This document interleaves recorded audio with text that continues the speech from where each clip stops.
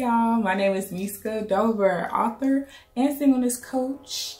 Welcome to your one-stop shop for everything singleness, dating, and relationships. Okay, honey, because you know we need all the information we can get out here dealing with these knucklehead dudes, okay?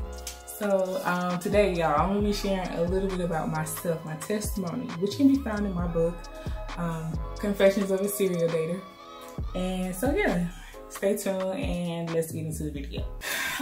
Okay, y'all, so long story short, I was born in the South, Columbus, Georgia, C-Town, what's happening. So yeah, I was born in Columbus, Georgia, a single mom, you know, being my brother for the longest, and then we had, along came another sibling. That's neither here nor there. But yeah, so I was born a single mom. You know, having a single mom, you get to see a different spectrum of life, of course. You get to see an independent woman doing it herself, no help, trying to get it out the mud. As you know, some people would say, getting out the mud, trying to, you know, just make stuff happen, you know, with the limited resources that was available to her. And so yeah, I seen that as a young child, and it just didn't. Of course, it didn't sit well with me, and it pushed me to want to do stuff different when I got older. I didn't want to have kids young. I didn't want to have sex outside of marriage. I didn't want to, just all the things that come with being a young single mom. I did not want those things. Did I look down upon my mom? Not at all. I love my mother. But did I want something different for myself? Of course, which, and you know, anybody who got sense would. So yeah, watching my mom, and I say that to let you know where my mind frame was growing up. Like, I definitely, I would say I had an old soul, and I like peeped a lot of stuff, and I would just take it in and be like, you know what, I'm gonna do this about that, to eradicate the curse, basically. That's what God calls us to do, eradicate the curse, and he put that in me as a young child. Like, he would allow me to, he would give me revelation on different things, and I would like, you know what, I'm gonna do that different. Ooh, you know what, that's not for me, I'm gonna take a different route, you know. Anyway, so that just, I say that again just to let you guys know where my mind was as a child. And so I lived in a pretty green bubble, like for most of my childhood. And then when I got to high school, y'all, oh my God. When I got to high school, it was like a whole different ball game. I was a virgin, you know, I never had a boyfriend. It was guys that I liked, but you know, I just never really gave anybody the time of day. And then to keep it real, you know, to keep it real, like I was kind of, you know, going through the little awkward, ugly stage that we be going through when we kids. Like, I was going through that, so I was like, I didn't even want nobody to come to talk to me, because I'm like, child, I don't even want to talk to you right now. But anyway, so yeah, wasn't nobody checking for me, and I wasn't checking for nobody. And so when I got to high school, and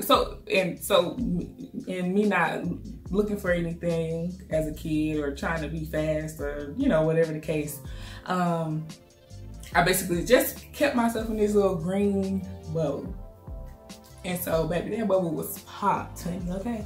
It was popped with a sharp safety pin, honey, because when I got to high school, I seen girls walking around pregnant, dudes talking about who they done hit, and just, it was a hot mess. And I was like, whoa, so this what everybody got going on? I was like, wow.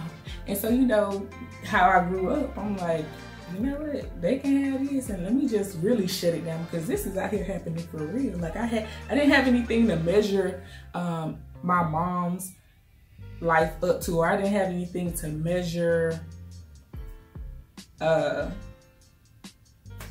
how should I say it? I guess I really didn't have anything an example. Like I seen what my mom was going through, but I didn't really, I didn't see her go through it as a child. Now, but my peer, when you, it's a different thing when you see your peers actually going through this thing as well. So it's like, oh, you know what?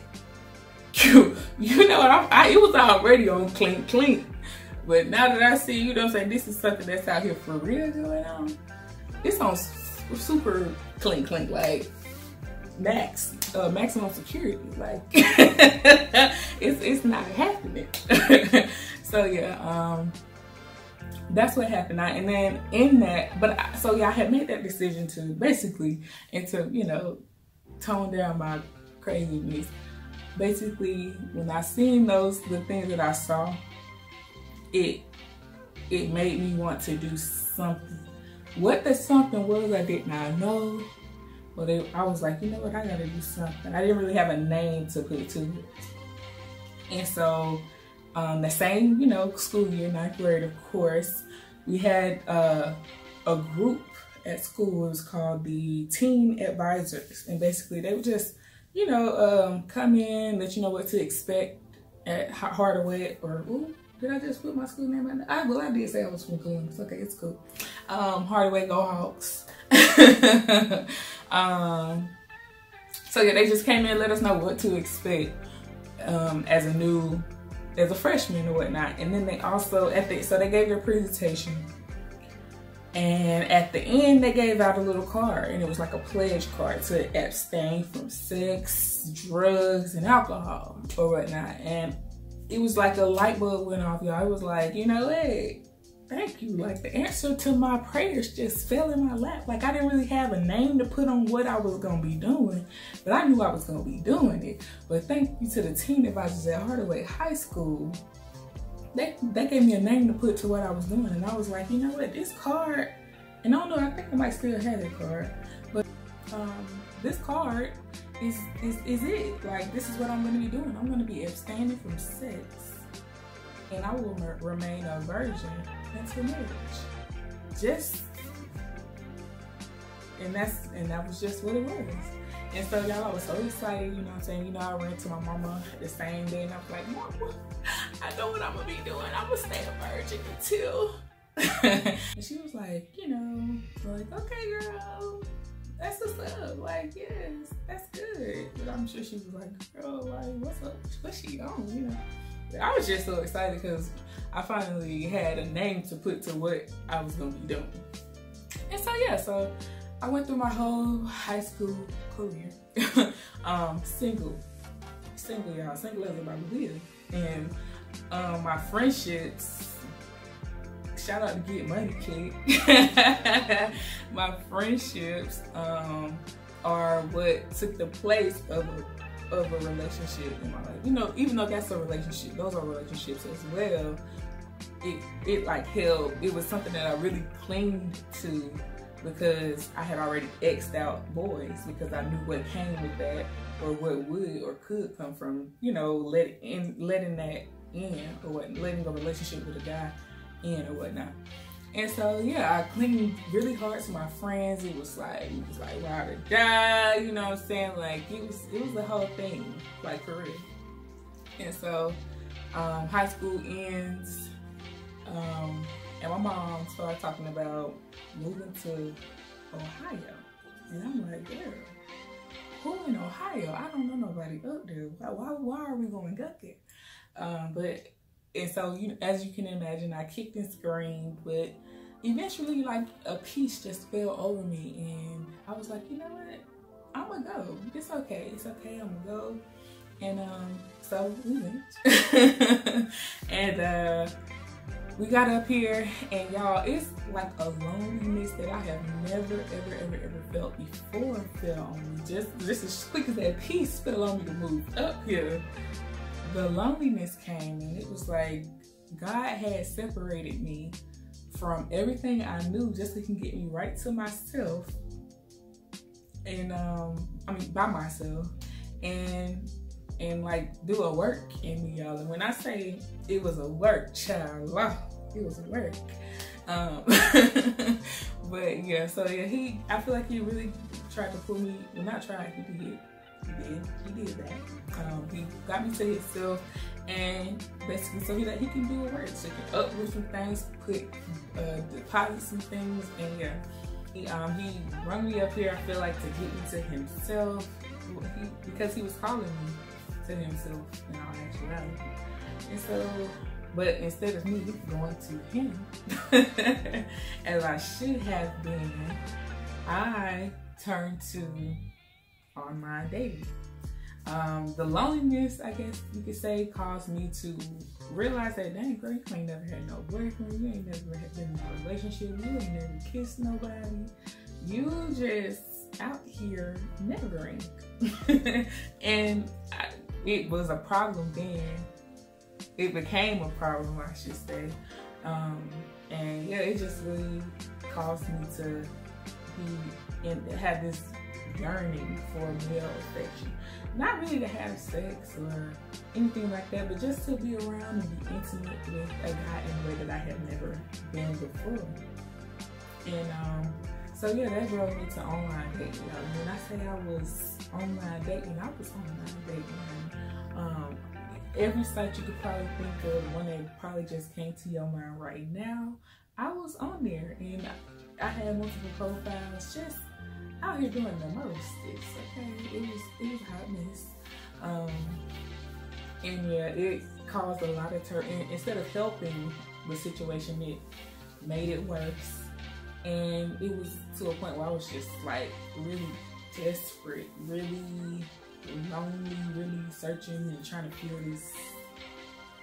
this void in my life with the wrong thing, instead of filling it with what I should have been, and that's the presence of God. And so yeah, after this long, drawn out soap opera, so y'all, after this long, drawn out soap opera of singleness, I finally came to my senses and was able to live a life that was set apart. I was able to become whole before I tried to add a man to myself. And again, all the details to this horrific singleness of mine can be found in my book, Confessions of a Serial Dater. It's a very good read, and I definitely recommend it, of course, and I might be a little biased. And so yeah, after that long, what seems like a long, drawn out, horrific horror movie of my life, a portion of my life, of course, I was able to get my act together. I was able to rededicate my life to Christ, and just live fully for Him, and not operating out of loneliness, out of discontentment. And a short while after I met my husband, whom I love, hey honey, and so yeah, I was able to finally get my act together, y'all, and stop searching and be sought. And so yes, that is my testimony, and how I and it's not this just heart-wrenching testimony as to, like, I didn't go through much, but I did go through something, and the Lord is calling me to use what I went through for His glory, of course. And so thank you guys for watching. Until next time, I will see you guys later and catch you on the next video.